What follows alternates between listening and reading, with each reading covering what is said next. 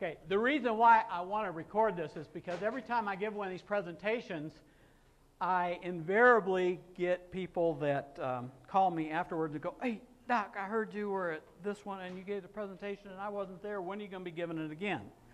And so this, I'd like to get it on YouTube. That way you can tell folks to take a look. I don't know what kind of guest speakers you've been having that everybody talks over them.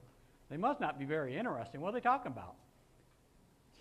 Well, hopefully, if you get bored, you have my permission to leave. As a matter of fact, if you get bored, I'll probably be bored too, so you can just ask me to come with you. Well, as she said, my name is Doc. The reason they call me Doc is because I have a PhD. I have a PhD in criminal psychology. I used to be a cop. After I was a police officer and I got my associate degree in police science and my bachelor's degree and 2 master's degree and a PhD, went on and got my polygraph license. So I used to get polygraph tests for the police department. And after that, I went on my own and found out I could make a lot more money doing polygraphs. This was way back in the day, screening people for police departments. That was back when pre-employment polygraph was acceptable. So I moved out to Vegas because everybody was doing pre-employment polygraphs back then.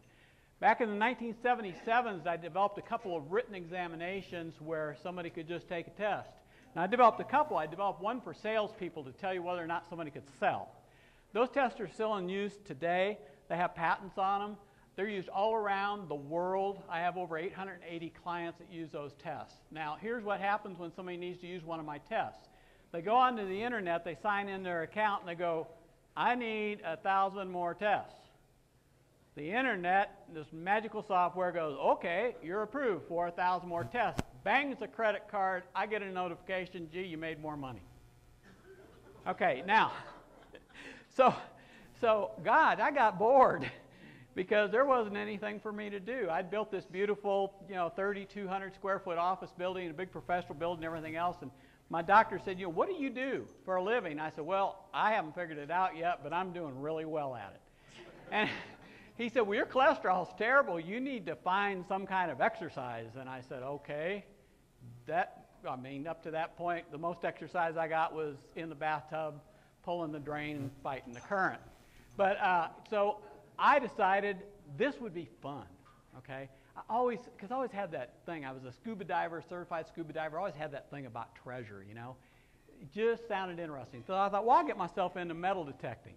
So started in 1992, and of course, I never do anything half-arsed, You ever throw yourself into something? You can't just get a little interested. You can't just read the first chapter of a book. You got to stay up to 5 in the morning and read the whole thing from front to back, right? If it's good. Well, that's the same way I was. I got involved in this. I really, really, really enjoyed it. And so the next thing I know, I started thinking, you know what? Why don't they have this thing? That would make it easier to metal detect. And so I developed that, and I thought, I'll put that on the internet. Well, the next thing you know how things go if you ever started a business that you really needed to start a business because you needed the money? Because if you don't make some money, you're going to go broke. Well, that wasn't my situation. I didn't need to start another business to make money. I needed to start another business because my wife did not like me at home. Okay, and why are you here? Well, because the internet, and the thing comes and it tells me some more people ordered tests. Yeah, no, that's not going to work. Go do something. I even went and drove a taxi cab. Okay, my wife said, "Why are you driving a taxi cab?" I said, "Well, I'm out of the house, aren't I?" She said, "Yeah, you're going to get killed, and I'm not sure your life insurance is paid up." So anyway, I started doing this, and of course, lo and behold, like anything else that you don't plan on and that you don't really need to be extraordinarily successful, it was tremendously successful. And so Doc's Detecting Supply, I've made all kinds of inventions and stuff like that, make picks. In fact, I donated one of the picks here tonight. And swingy thingy, I've sold over 20,000 swingy thingies. That's the little thing you put on your metal detector, takes all the weight off, and you can just sit there and push it all day long. It just goes back and forth, back and forth. So I started doing this, and of course, I became successful at that too. Tonight, I want to talk to you about some things. It says I've been helping adventure seekers around the world in their quest to find gold and treasure since 1992. I've been to some far-off places like North Sudan. That was a trip I'll never forget. A lot of fun. So anyway, I think I probably already told you who I was. I'm going to tell you something. There's nothing more exciting than finding gold. I think you probably have all found that. Who has found gold? Who has not found gold yet? Okay. Wait till you do. There's an equation of finding gold. However long it took you to find your first piece of gold, it will take you half as long to find the next piece. It will take you a third as long to find the next piece. And the next thing you know, every time you go out, you'll find gold.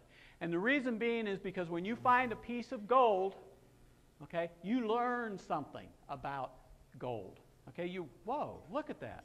It was right behind a bush. Oh, look at that. It was right in the little bend of that channel. Oh, look at that. There's a quartz blow right off the side of that hill.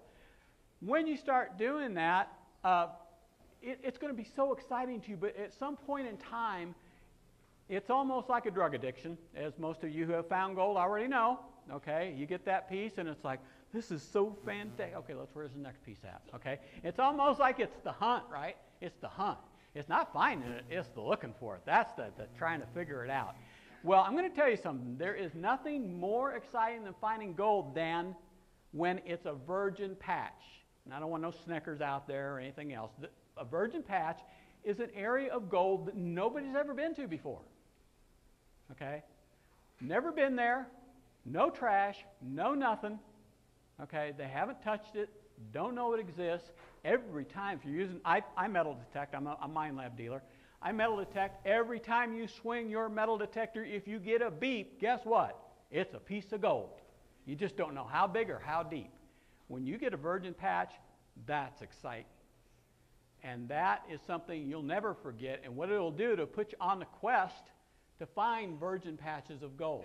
Okay? It's fun. This is great to have the camaraderie of friends. But you know what? It's also neat to go out and, actually get enough gold maybe to pay for your hobby. Wouldn't that be fun? I mean, I don't think anybody's expecting to get rich at this, but gee, maybe I ought to, because tell me guys, the gals probably don't do this, but I don't know, I have met some gals that you know what I found out? I found that the ladies that are hardcore about prospecting are 18 times worse than the men. Okay, now there's not a lot of them, but the ones that are, oh, you got to put a harness on.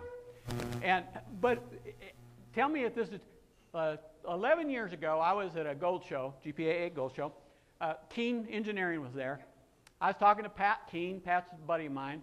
And I said, Pat, that rock crusher doesn't look like it's brand new. He said, no. He says, a guy sent it back after using it a month. He says, there was something wrong with it. We found out, well, if we fixed it. He says, why, you interested? I said, well, I don't know. What kind of deal can you give me? Well, gave me a great deal. I said, okay, fine. Took it home in my van. Left it there so my wife couldn't see it. It's still tucked away in my closet 11 years. I haven't taken it out because it's going to make a hell of a lot of noise, and she's going to know I got something I didn't have before. Okay, so how many got stuff that's hidden because you haven't paid for it yet? Okay, so it'd be nice to at least have enough gold to pay for it. I'll tell you another little thing. When you do find your first nice little nugget, okay, if you're one of these people who are out there doing it solo, your wife doesn't enjoy that or whatever the case is, maybe she's into bridge or something else. If you will take your first nice little nugget and you'll take it to a jewelry store and you'll have a little frame put around, a little 14-karat gold frame, and you put it on a nice chain and you give that to your wife and you tell her you found that, and as soon as you found it, you thought of her and you wanted her to have it, you will never hear about any problems with you going metal detecting again. Okay? Now, I know, because my wife's wearing a beautiful little quarter-ounce nugget. It looks like Africa. Okay? And it just came out of the ground that way, in Gold Basin, as a matter of fact. So anyway, today, we're going to cover some things. I'm going to tell you where to start to look for new areas, okay, or even old areas, what to look for. Understanding how gold is formed. I want to tell you where to look, okay, because finding gold is like finding a needle in a haystack, but you know what? There's some haystacks that are more likely to have the needle in them than others.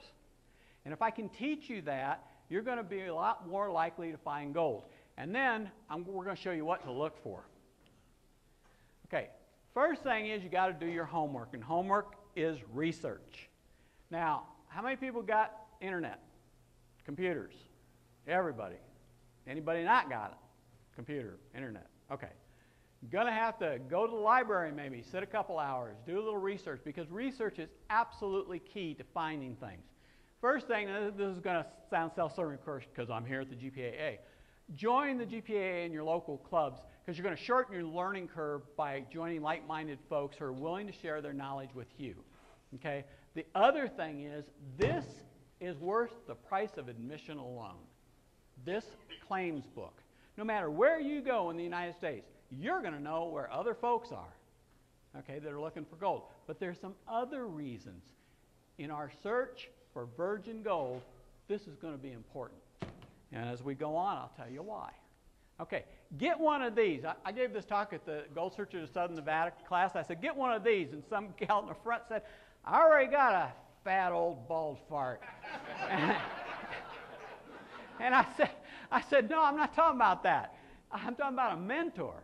Now, I don't know how many of you knew Hoss Blackman. Okay, anybody know Hoss Blackman? Hoss Blackman was a legend. Okay, Hoss passed away. But Hoss was, I got this new little thing. It's great, except I don't know what I'm doing with it. Okay, where am I at? Oh, here we go. Okay. I did what so many people do when I first wanted to buy a metal detector. I did the research, and I did figure out, at least to my satisfaction, that Mine Lab was a good machine to have. So I start calling around, like what most people do, to find the best price. So I find some guy in Alabama. His name is Steve Hunter. Dr. Steve Hunter, as a matter of fact. He's just about as bad as me. He has a PhD in industrial engineering. And he said, yeah, I just do this for the heck of it. And he says, you know what? Whatever detector you want, he says, I'll give it to you for $500 over cost. That sounded good to me. I said, well, what I want is I want a detector that'll find gold, because that's what I'm after. I'm after some gold. And he said, hey, let me look and do some research. I'll call you back. He says, I got the machine for you. I said, what is it? He says, it's called an Excalibur. And I said, it's good on gold? He says, it must be. Right on the box it says hot on gold. I said, that sounds good to me. I want a machine that's hot on gold. So he gave me this great deal, $500 over cost, Excalibur. Now, I did my research because I heard that was important to do, research, all right? And you know what I researched? I researched that down in Nelson, they had found a lot of gold. I mean, multi-million dollars worth of gold, and then out of the Jubilee mine and the Manhattan mine and all this stuff. And this was back when gold was 20 bucks an ounce, and they was finding millions of dollars worth of gold. Okay, so I am down there literally 4 to 5 times a week because I'm self-employed. And all I have to do is in the morning make sure that the credit cards all got charged, and I'm free for the rest of the day. So I take off down to Nelson, and I tell you, I sweat more blood and tears down there trying to find gold. I dug everything in the world but gold. So now, as my research evolved, I started getting involved in some forums, and I started talking on the forums about, I'm just not having any luck. I've been going down to Nelson, and I'm just not finding anything, and I'm seeing, some veins of quartz and stuff like that, and some stuff, and I know there's gold there because there's all these gold mines. Well, Hoss Blackman was very active on that forum. I didn't know Hoss lived in Henderson, and I lived in Vegas. And so one day he called me, and he says, I've been reading your posts on the forum. And I said, yeah? He said, yeah, you're funny. I said, what? Why? He said, well, you're using an Excalibur? And I said, well, yeah, because it's hot on gold. He says, on jewelry? He says, an Excalibur won't find a gold nugget. I said, it won't? He said, no, not unless it's a 1/4 ounce or above. But he said, anything that's less than a size of a button, it's not going to find. He said, that's not a gold machine. It's a coin and relic machine. He said, it's a beach machine. It's an underwater machine. What are you using? He said, the thing's good for 200 feet underwater. Where are you going in the desert with a 200 feet underwater machine? And I said, well, I don't know. He said, there's another problem you got. I said, what's that? He says, well, Nelson doesn't have any gold you can detect with a detector. I said, what do you mean don't have no gold? There's millions of, I think you're wrong, because there's even a sign down there that says, Historic Nelson, millions of dollars of gold taken out of here. He says, yeah, but you got to know the host rock. I said, is that like the Hard Rock Cafe? No, he says, you got to know the host rock. You got to know what the gold was in. And I says, why is that important? He says, because all the gold that came out of Nelson was microscopic. And if you ever look at gold ore out of Nelson, you look at it, it's a piece of gray rock. And you look at it and go, that's a gray rock. They used to take that and they would pulverize it, and they would leach the gold out of it with potassium cyanide. And if you ever go back down into El Dorado Canyon, there's a little road that will take you and dump you back in that canyon. You will find what looks like thousands of little styrofoam cups laying around. But they're not styrofoam. They're assay cups. Because they were actually mining blind in Nelson. What they would do is they'd blast in a certain direction in a tunnel. They'd take a sample of that ore. They'd take it out. They'd crush it. Okay? They'd weigh it. They'd put it in an assay cup. They'd put it in the smelter. They'd smelt it down. Then they'd weigh what bit of gold came out of there, compare it to how much they put in there, and they'd calculate, okay, for every ton of ore we get out of here, we're going to get X ounces of gold. So it was all blind. So they do this assay, and they go, nah, that's no good. Nothing going that way. Okay, we'll blast this way. So here I am, got the wrong detector, and I'm in the wrong place. I'm not going to find any gold. Hoss Blackman came to my office, and I don't know if he just liked me or he felt sorry for me, but whatever the case was, we ended up having a really, really good relationship, and he taught me everything I know. And I'll tell you what, this guy could find a nugget in the middle of a Kmart parking lot. If he pulled in there and said, hold it, stop, there's a nugget right over there, right behind that Chevy. Well, you better go help him dig the asphalt up, because there was a nugget there. That's the kind of guy he was. Somebody asked me when we were getting ready if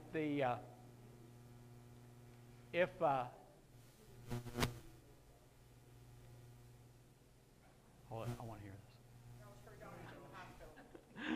this. Anyway, somebody asked me if I'd ever doused. And I said, no, but you know what I think? I think there's some people that are human dousers. They just know. They just have that sense. Let's go this way. Let's go that way. I'm going to go in that gully. I know there's a nugget there. So find yourself a mentor. Find someone who is willing to help you. Got to learn to use a computer. You got to learn to do Google searches. And you'll want to get really creative. This is where you're going to start your lesson in finding places where there's gold, where no one's ever been. I'll tell you I've got a friend. He lives in Arizona. Okay, his name's Rob. Rob has been doing this for about the same amount of time I has. And Rob and I both got into this kick of finding virgin areas about the same time. Rob uses the system I'm going to teach you. Now, the thing about Rob is, Rob's got a wife that loves to do this, so he goes out all the time, okay? And he's a lineman for the county. Remember that old Glenn Campbell song? So he's a lineman for the county down there. So he has like these 2-week stints where he's off working high power line string, and then he has like 2 weeks off. So he can go do this. So he's never sold any of his gold. And he called me up, this was about 3 months ago. He says, hey, Doc, guess what we did this weekend? I said, I know, you went out looking for gold. He said, no, he said, we didn't because the baby was sick, so we stayed home. But he says, we decided to get in the safe and weigh all our gold. And I said, yeah? And he said, yeah. He said, guess how much? I said, gee, Rob, I wouldn't have any idea. He said, well, a little over 440 ounces. I said, Rob, that's almost $750,000. He says, no, it ain't. He says, oh, hell, it is. Do you know what an unbelievable scam we got going on? Okay, where else can you go get things of value and put it in a safe and let it get more valuable and nobody taxes us on it? Huh? Pretty neat, huh? I mean, I've got gold in my safe that was $19 a gram way back when. And of course, you don't pay taxes on it until you sell it. So, but it's great because it didn't cost you anything to buy it. Well, I mean, equipment and stuff like that. But once you get past, well, if you would quit buying equipment and learn to use the stuff you already got, okay, then you'll start making some money. All right. When you do a Google search, I want you to start thinking along these lines. Start thinking about some interesting names. How about old placer workings, old mine sites, old ball mill, old stamp mill? Get creative when you're trying to think of what kind of searches. And here's the reason why you want to do it. Guess what happens when I put in old placer working? Here's a picture that came up. The Baltic mine with a tin stamp mill and cabins in the background, plastering operations in the foregrounds. All right, so now what do? You go and you do a search on the Baltic mine. You find out where the Baltic mine is. Now, it's probably not here in Nevada, but you get the basic concept, all right? Nobody's probably ever bothered to look at that. Now, is that old building probably still standing? No, but those little two hills right there may be. Okay, you may be able to identify that or even find out where that's at. Let's look at this one. Okay, my search was, can't remember what I searched on this one, but old wheel for placer workings on the left bank of Glen Canyon between Cedar Creek and Knowles Creek. It's right down here. It's a little hard to see. Now, obviously, that old wooden structure is probably long gone, but I got news for you. That thing is going to stick out like a sore thumb. So use Google to start finding things. Learn how to use Google Earth. Any of you use Google Earth? Yeah. Okay. Google Maps? Yeah. Okay. Always use a satellite view because it's really nice instead of just seeing a flat topo to see what the structure of the land is. Because sometimes if you see, it'll even have little places where the mines are marked. Okay. Start learning from the contour of the ground. Ooh, how come gold settled there? Did the gold come down the hill and settle in the valley? But you may learn some things. YouTube has become a phenomenal source of information. Heard you guys talking about this little bugger right here. This thing is the neatest doggone thing in the world. I have folks all come in all the time. They want to get started metal detecting, but they can't afford $700, $800 for a metal detector. I said, you know what? Start using this. Start crevicing. Go out, find yourself some bedrock, take yourself a pry bar, start digging out all the dirt. I had some folks came in that bought an Xterra 705 mine lab from me that had won some of your dirt in the raffle, and they were looking. They didn't know what they wanted as far as a metal detector going. I said, well, here's where we can go. We can go all the way from an MD20 up to a GPX 5000. But I said, let me show you what this MD20 can do. We took their little bag of dirt, I put it in a gold pan, and you know that little thing picks out the gold. You can go and you'll hear, and if you take your finger and just be real careful, smooth it away, you'll find that little speck of gold in there. The thing's amazing, okay? So on YouTube, there's a whole video on this thing, how to use it. I'll tell you something. If you've got a rock that sets off your metal detector, this is really neat because you go like this towards the rock. If it makes a sound going towards the rock, it's gold. You want to go towards the gold. If it makes a sound going away from the rock, it's not. It's mineralization, okay? Towards is gold, away. So a lot of guys are using this even though they have a metal detector because they'll come across a rock that's sounding off their detector, but they don't know whether there's gold in it or not. Okay, get a GPS. You don't need an expensive one, but you do need it for research purposes. You need to know where you found gold. You need to know where gold was found. This is a little gecko. I think these are less than 99 bucks.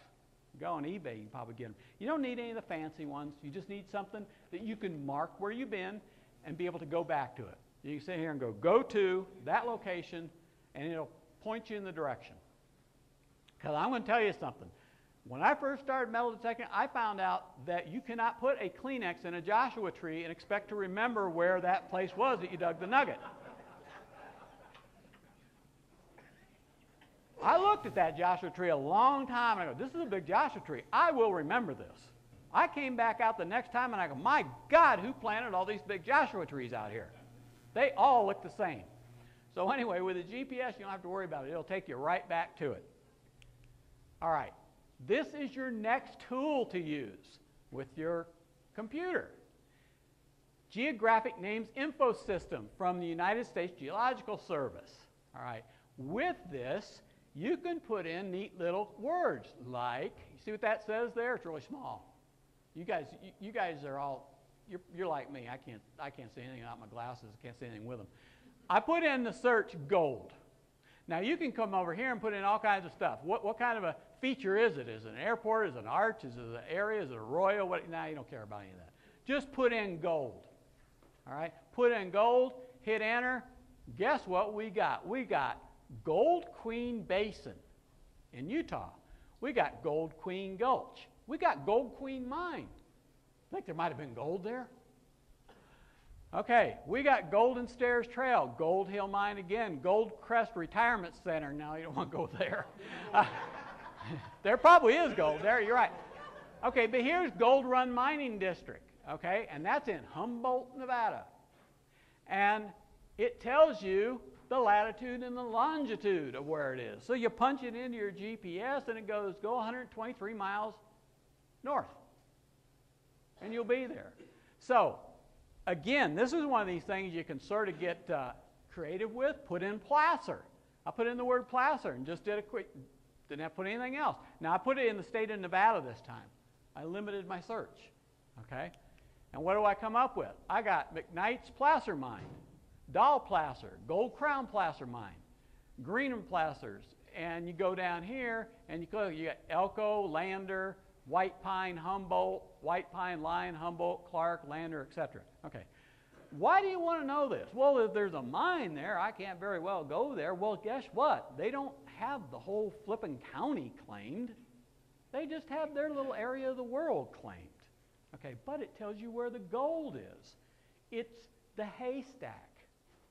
Okay, it's the haystack that's got the golden egg sitting on top of it. All right, quad. It seems like an expensive little toy. It's not. It's almost essential, okay, if you guys want to get off the beaten path. Because you need to be able to go where a car can't go and where it's too damn far to walk.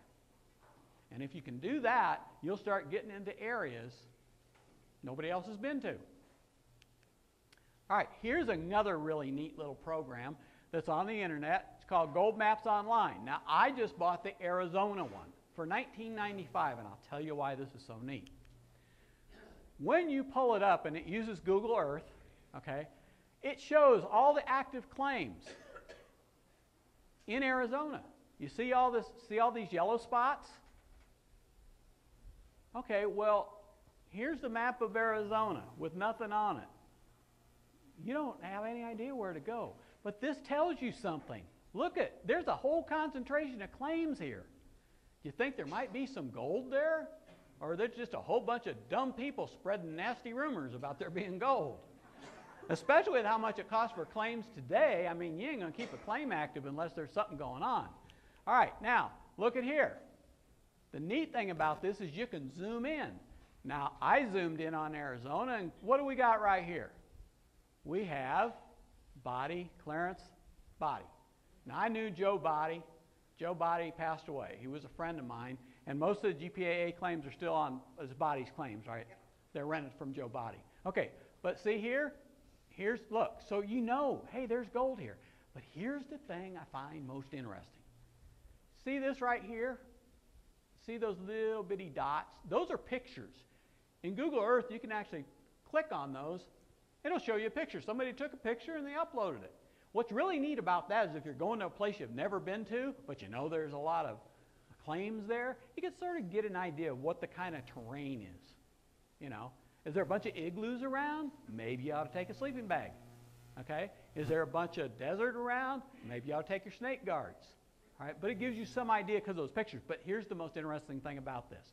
Okay, so here's Dolan Springs Road. It goes down to Meadview. Okay, Dolan Springs is down this way. Okay, if y'all had found gold where nobody else had found gold, would you put a sign up and say, hey, I found gold right here, right here. Right here's where I found it. Okay, but this guy did. Look at this one little lone claim. All our claims are over here going down Greg's Hideout Road, right? Everything's that side over on King Tut. Here's one little lone claim. Okay, now if you think there's one little lone claim there, that guy didn't go to all that trouble for fun. He did that because he found gold. But look at all the ground around him that doesn't have any claims on it. Virgin ground. How many of you knew somebody found gold right there till the night? Okay, nobody gets a prize. No, nobody gets a prize because that was one of the prize questions. All right, so that's why this is so helpful, because it shows you where claims are. It helps you start narrowing in, because just like the claim book, I don't care where your claims are. I don't care where the GPAA's claims are. I just care that the GPAA claims tell me there's gold in the area. Okay, so now I'm going to go, and I'm going to see where all you folks are, And then I'm going to go somewhere else where the stuff looks the same as what you're digging. And I'm going to find some virgin gold. Because I know you guys at Dry Wars, you leave all your damn beer cans around and they set my metal detector off. Okay, the other neat thing about this, here's Mojave claim. When you click on the little square, it'll open, and this is what you want to check. You want to make sure it's a placer claim. Okay? Don't make the mistake that I did. I don't want to catch anybody down in Nelson, Nevada, because that's my area. I got it roped off, okay? I'm the only one who gets to go to Nelson. It's all load claims. You can't find anything with a metal detector, but, you know, I like my privacy. So, but always open up to make sure you are, in fact, looking at claims that are placer claims, because you know you've got places where you can work where there's gold. Okay, here's another neat little thing.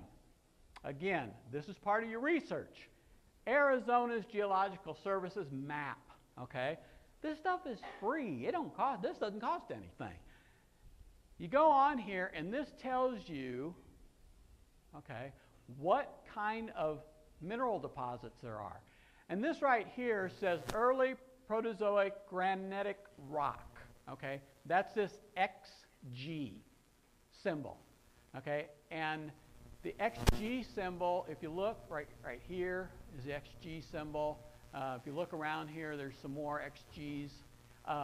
You will find out this, by the way, this is our area, okay, down there. All right, so what does this tell you? You say, well, okay, I know that gold is found, or gold has been found in an area that says XG, okay, that has this granite. So now what do? Well, we look at this. We use known areas, okay, like Gold Basin, because we know the gold's been found there. People have been finding gold for a long time. You look at that, you see what the composition is, and you say, okay, well, I'm going to go look for XG somewhere else. And you start looking, and now you look down on this Arizona map, and you go, whoa, look at this. Look at that big area that says XG. Look at this big area that says XG. Anybody care to guess where this is? Downtown Las Vegas. You're absolutely right. Give that. No, don't give him nothing. Is that Arizona Bradshaw? Home of the famous potato patch, Rich Hill. Who knows the story about Potato Patch? Okay. On top of this hill is Potato Patch. Okay. More miners lost their lives getting gold off that hill. You know why? Because they were so damn greedy. They loaded themselves and they loaded their mules up because the the nuggets were the size of potatoes. That's why they called it Potato Patch. And they were just laying on the ground. Okay. So, take that map. You take a look and say, okay, let me look at other places in Arizona that say XG. Because guess what? There's gold's been found there. Well, home of the famous Potato Patch.